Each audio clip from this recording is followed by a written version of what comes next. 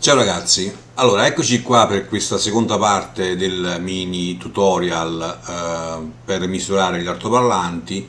Questa volta ci occuperemo come ricavare, misurare i parametri TL Small, ok? Questa volta ci serve anche, oltre al multimetro della volta scorsa, anche un righello e una bilancina, piccoline, quelle elettroniche che usano gli orefici. La trovate eventualmente su Amazon, non costa pochissimo, non è nessun problema. Ok, la procedura prevede due misure, ok? La prima semplice in area libera, come la volta scorsa, diciamo, per ricavare la curva di impedenza, la nostra bellissima impedenza. Quindi avviamo la procedura.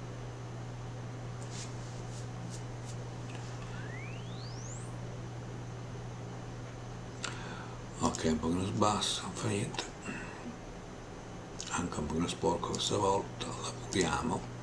Ok, abbiamo ottenuto la prima curva. Bene, ora la seconda, siccome stiamo utilizzando il metodo con massa aggiunta, difatti dobbiamo aggiungere un peso al nostro altoparlante. In questo caso ci sarà utile la nostra bilancina.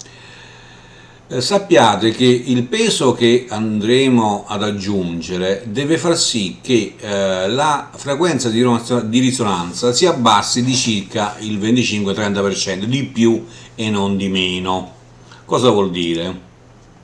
Aggiungendo questo peso, la frequenza di risonanza, che ora ce la troviamo a 86,6, aggiungendo il peso e rimisurando si dovrà abbassare non meno del 25-30%, cioè di circa, insomma, ce la dovremmo ritrovare verso i 60, di meno e non di più.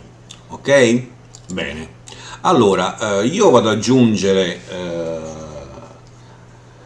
questo pesetto posizionandolo a centro del nostro altoparlante, e sappiate che non è sufficiente poggiarlo all'interno, ok? Ma è importante e necessario che questo pesetto che noi andiamo ad aggiungere deve essere solidario col cono, con il cono, cioè deve essere legato in qualche modo al cono, per far sì che durante l'impulso questa non rimbalzi all'interno, ok? Quindi io ho usato un nastro biadesivo, insomma voi usate quello che ritenete più opportuno. Bene, ok, andiamo a vedere cosa è successo aggiungendo questo pesetto.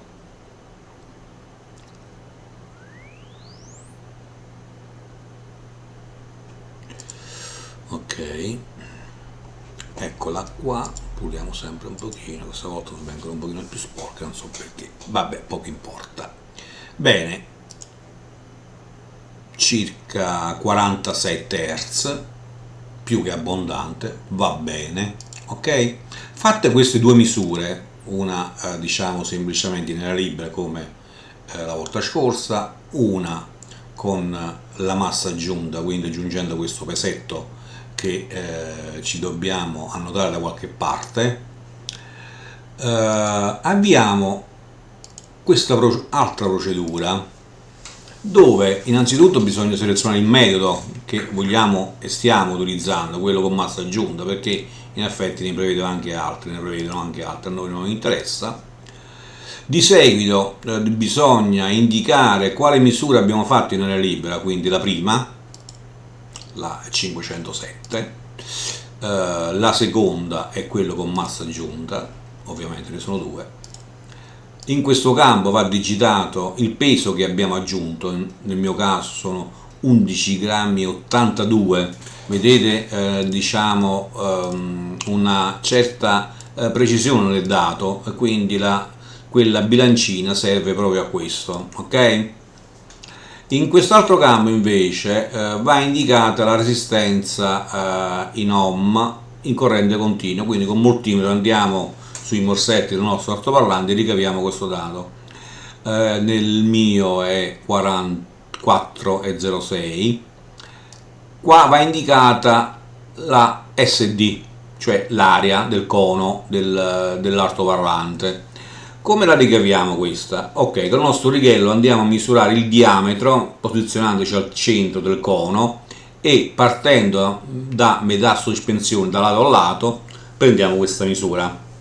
Ok? Bene, misurando il diametro, dividendo per 2, ci troviamo il raggio, ok, di questo fatidico cerchio che è il nostro altoparlante. L'area del cerchio si calcola con raggio al quadrato per 3,14 e diciamo il risultato lo piazziamo in questo campo qua. Bene. Sotto ci troviamo la temperatura ambiente, che nel mio caso è 24 gradi, successivamente ci troviamo la pressione atmosferica in millibar. Questo dato diciamo generalmente oscilla intorno a 1000 millibar, ma se volete diciamo esserne certi avrete un dato più preciso, anche se è superfluo per certi versi. Comunque lo potete trovare sui siti di previsioni meteo, ok? Selezionate la vostra area, la vostra città e vi diranno anche praticamente a che pressione atmosfera state, ok? Nel mio caso è 1013 rotti. A questo punto non ci serve altro che cliccare su calcola e voilà, eccoli qua, ok? Vediamo che effettivamente ci sono tutti: frequenza di risonanza, MMS, QMS, QS, QTS, PPA, tutti quanti, ok? Il fatto sta che adesso se chiudiamo tutto qua perdiamo questa misura e quindi cliccando su write qua andiamo a salvare il nostro file che ci potrà essere utile dopo, ok? Benissimo, questo è quanto, abbastanza semplice, lo spero. Laddove non fosse stato chiaro mi fate sapere. Per ora è quanto, alla prossima, ciao!